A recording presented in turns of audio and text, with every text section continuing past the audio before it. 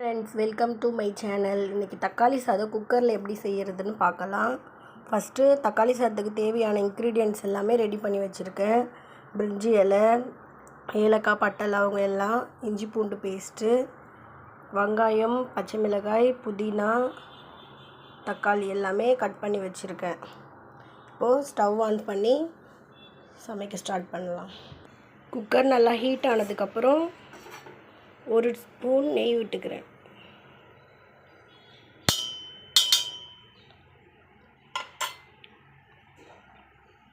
தேவையான அளவு ஆயில் ஊற்றிக்கிறேன்.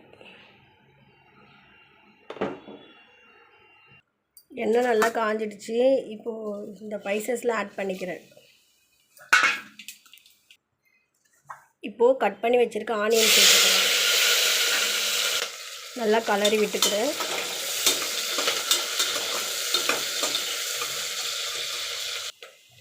கீரி வச்சுருக்க பச்சை மிளகாய் ஆட் பண்ணிக்கிறேன்.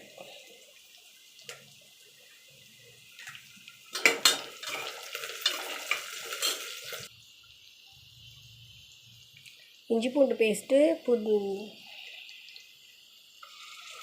ஆட் பண்ணிக்கிறேன். இஞ்சி பூண்டு பேஸ்ட்டு வெங்காயத்து கூட ஆட் பண்ணும்போது ஃப்ளேவர் நல்லாயிருக்கும், வாசனையும் நல்லா வரும். அதுக்காக தான் இஞ்சி பூண்டு பேஸ்ட்டு வெங்காயத்து கூட ஆட் பண்ணிக்கிறேன். சில பேர் தக்காளிலாம் போட்டு கூட ஆட் பண்ணுவாங்க. நான் இந்த மெத்தடில் தான் செய்வேன். புதினாவும் சேர்த்துக்கிறேன். இப்போது தக்காளி ஆட் பண்ணிக்கிறேன். 3 பெரிய தக்காளி எடுத்து ஸ்லைஸாக கட் பண்ணி வச்சுருக்கேன். ஸோ அதை ஆட் பண்ணிக்கிறேன். நல்லா வதக்கி விட்டுக்கிறேன். தேவையான அளவு உப்பு ஆட் பண்ணிக்கிறேன்.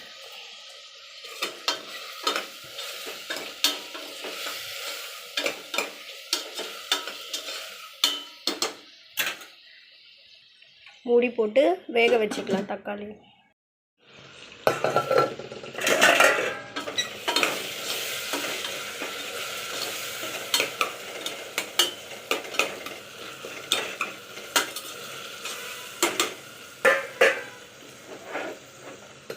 இன்னும் நல்லா வதக்கட்டும்.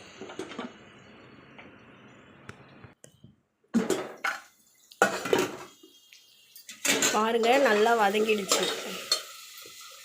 மஞ்சத்தூள் ஆட் பண்ணிக்கிறேன். ஸ்பூன் அளவுக்கு மிளகாய் தூள் ஆட் பண்ணிக்கிறேன். நம்ம பச்சை மிளகாய் வேறு போட்டிருக்கோம்ல, அதனால் மிளகாத்தூள் பார்த்து ஆட் பண்ணிக்கோங்க. இப்போது தண்ணி ஊற்றிக்கலாம். நான் இந்த உழக்கில் தான் தண்ணி எடுத்துருக்கேன். இந்த உழக்கில் தான் அரிசி எடுத்தேன். இது ஃபுல்லாக எடுத்து 1 உழக்கு அரிசி எடுத்துருக்கேன். ஸோ 2 உழக்கு தண்ணி எடுத்துருக்கேன். அதை இது கூட சேர்த்துக்கலாம்.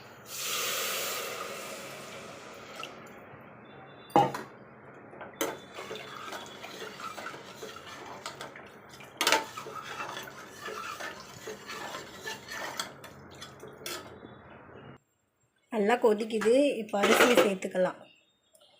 இந்த அரிசி நம்ம வயல்லே விளைஞ்ச அரிசி, அதனால தான் கொஞ்சம் கருப்பு அரிசிலாம் இருக்குது. இது ஹெல்த்துக்கும் ரொம்ப நல்லது. சேர்த்துக்கலாம்.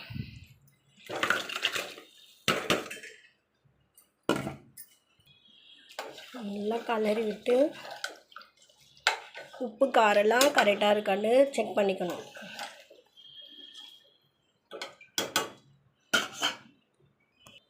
லாஸ்ட்டாக லெமன் பிழிஞ்சு விட்டுக்கிறேன்.